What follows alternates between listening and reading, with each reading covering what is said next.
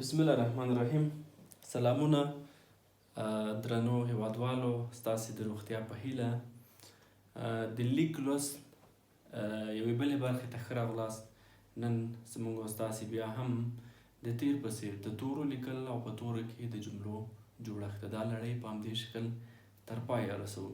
ګرانو دوستانو، نن د لیک لوست 9مه برخه تاسو ته وړاندې کیږي چې په 9مه برخه کې زموږ حرف یا توری د ړې توری ده. ړې چې ری ته ورته ده یا زی ته ورته ده. نو یعنې ری چې کله ولیکو دلته یو پنډک ورکوو. د ری توری هم د پښتو ژبې د ځانګړو تورو له جملې څخه ده چې په دې کې به زه تاسو ته څو جملې هم جوړې کړم. ګرانو دوستانو، د ړې توری بالخصوص د هغو کسانو لپاره چې هغوی مورنۍ ژبه پښتو نه ده، یو څه ستونزمن ده ورته، باید دا ډېر تکرار کړي تر څو په سم ډول یې ووایي. لکه ړوند. مثلا زه لیکم ړوند.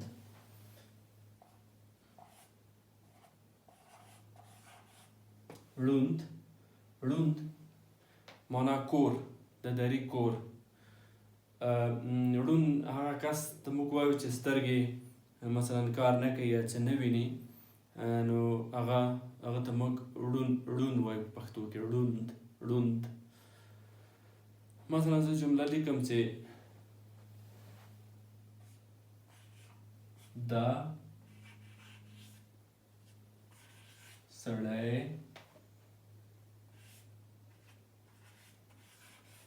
ړوند دی. دا سړی ړوند دی. این مرد کور است. او یا هم زه لیکم چې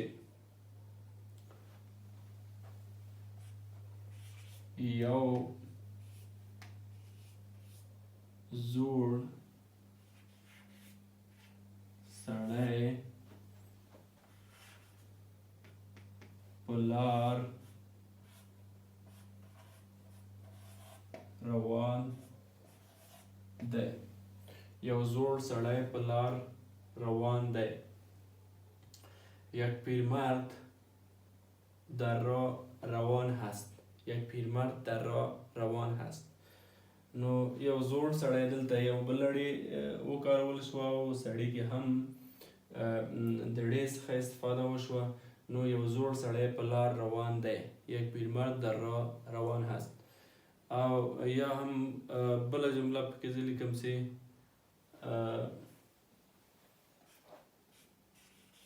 احمد له زوړ سړي سره مرسته وکړه. احمد له زوړ سړي سره مرسته وکړه. احمد با پیرمرد کمک کرد. ګرانو دوستانو، د ړې توری باید تاسې ډیر زیات وکاروئ. کلمې ولیکئ، نومونه ولیکئ چې د ړې په توري پیل شوي وي او هغه په مناسبو جملو کې استعمال کړی. دوستای عزیز، شما کلمات و یا اسمای را نوشته میکنید که به حرف ړ شروع شده باشد و آن را در جملات مناسب استعمال می نماید. په دې ترتیب په دې پسې بل توری چې زموږ د پروګرام له مخې په ترتیب سره وړاندې کیږي هغه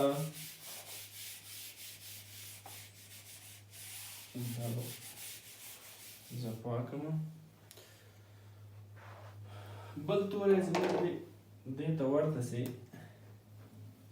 د ژ توری ده.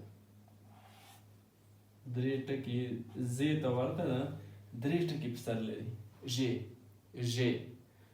مثلا په دې کې زه لیکم چې ژوند. ژوند. یا ژاله.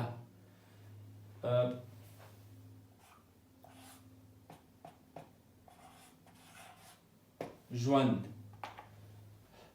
ژوند معنا زندگی یا ژوند. زه لیکم چې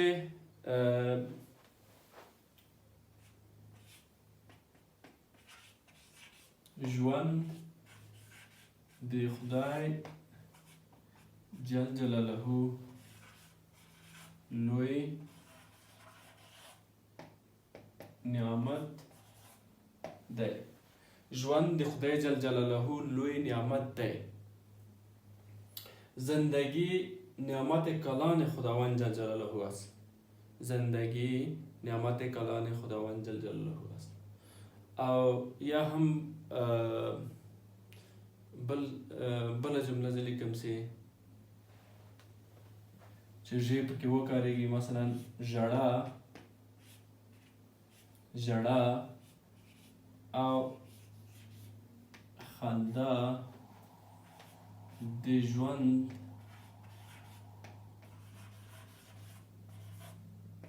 ملګری دي. ژړا او خندا د ژوند ملګری دي. بدری وایسی گریه و خنده دوستای زندگی هست. او دریمه جمله زه تاسو ته لیکم چې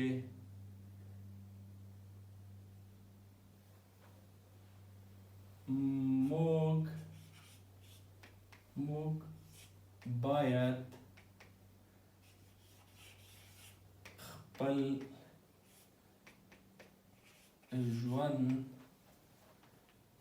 د خدای جل جلاله په عبادت تیر کړو. موږ باید خپل ژوند د خدای جل جلاله په عبادت تیر کړو. ما باید زندگی خود را با عبادت خداوند جل جلاله تیر کنیم یا تیر نماییم. په دې ترتیب ګرانو دوستانو د ژ توری چې موږ ژوند پکې ولیکه، تاسې به په دې شکل یو شمېر کلمې ولیکئ چې د ژ په توري پیل شوي وي او هغه به په مناسبو جملو کې استعمال کړئ. نو دا چې زموږ د درس حجم زیات نشي، تر راتلونکي درس پورې تاسو په پاک رب سپارم. ښه وخت ولرئ او ښې چارې.